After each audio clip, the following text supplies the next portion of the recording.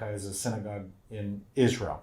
So if you're lighting with me, you light the shamash first, which is the candle that then lights all the other candles.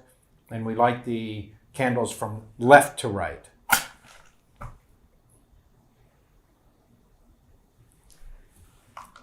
And we recite the blessing. Baruch atah Adonai Eloheinu melech haolam asher kitshanu b'mitzvotav v'tzivanu lehadlik ner shel Hanukkah.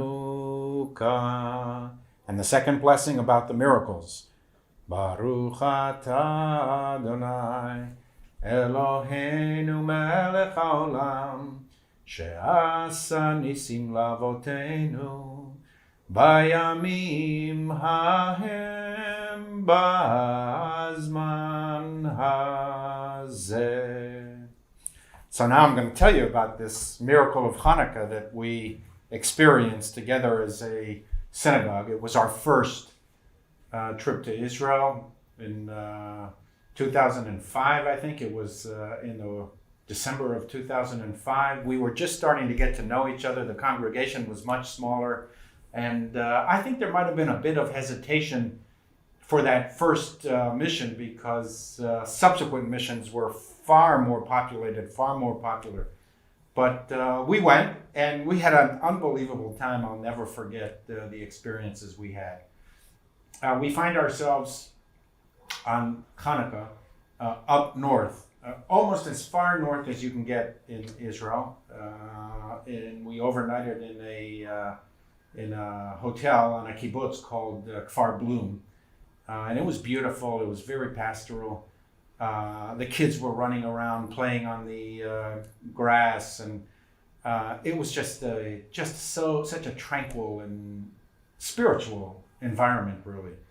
And so we do evening programming, and then of course we went to sleep. We're always very tired on these missions because I work the congregation very hard. I tell people, if you want to sleep, store up all your sleep before you come, and after you return. While we're in Israel, what's the point of sleeping? So we sleep a little bit.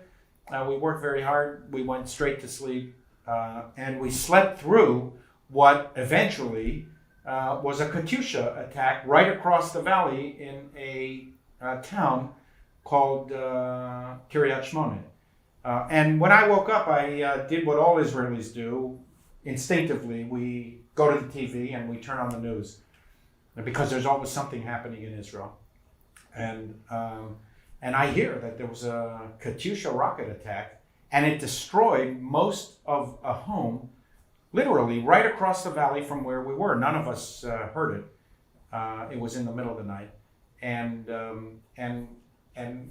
somehow, in some miraculous way, despite the fact that the Katyusha had a direct hit on the home, there were no casualties and nobody was killed. And so we heard that all of the tourist groups that were up north immediately got out of there. They immediately streamed south. They went to Jerusalem. They went wherever they went to.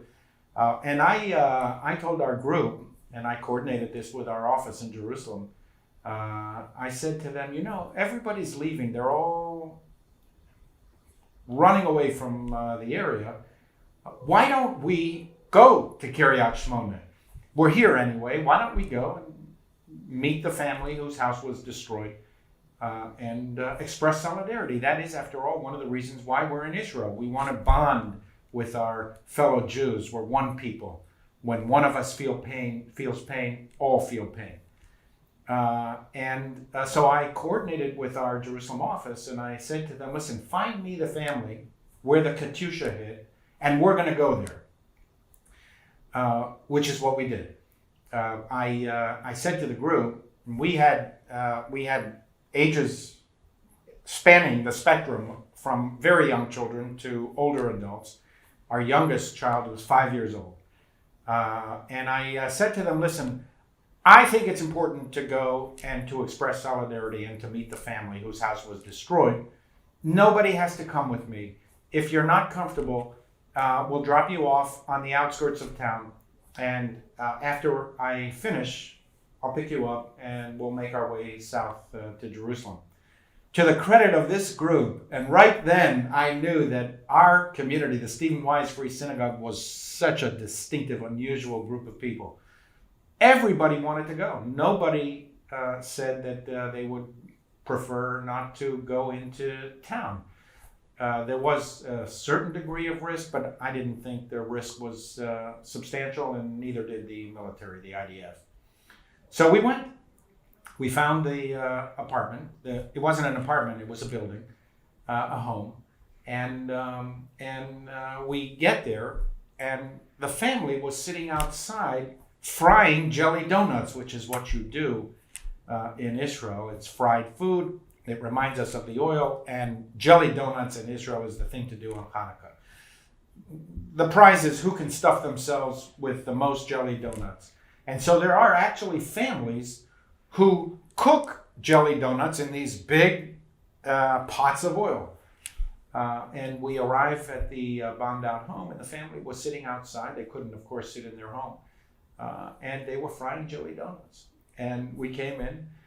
They offered us jelly donuts, and they seemed at peace. They took us inside, and we saw the damage there. It was an unbelievable miracle because the Katyusha hit directly in the bedroom of one of the children and destroyed it completely. That child happened on that night not to be at home. She happened to be at her friend's home, sleeping at her friend's home. And so we never forgot that experience. And I'll never forget little Isaac Shapiro, who I think was about 12 years old.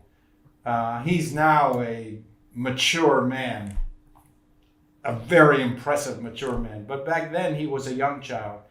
And we roll in, and he expressed the kind of astonishment that all of us felt, that here was this family, their home had just been bombed. They had just escaped with their lives through a great Hanukkah miracle. And Isaac Shapiro points out to the whole group, look at this Hanukkah miracle, and look at the willpower and the determination of the Jews. Despite the fact that their house was bombed a few hours earlier, it's Hanukkah. We have to fry jelly donuts, and they're doing it out on the street because their house was bombed. And right then and there, I knew that I would never forget this experience. I would never forget the people we traveled with. And I think it most captures the resilience of the Israeli people and the resilience of the Jewish people. So I wish you a season of light in these dark times. There's always hope. And I wish you a joyous Hanukkah, and may we look forward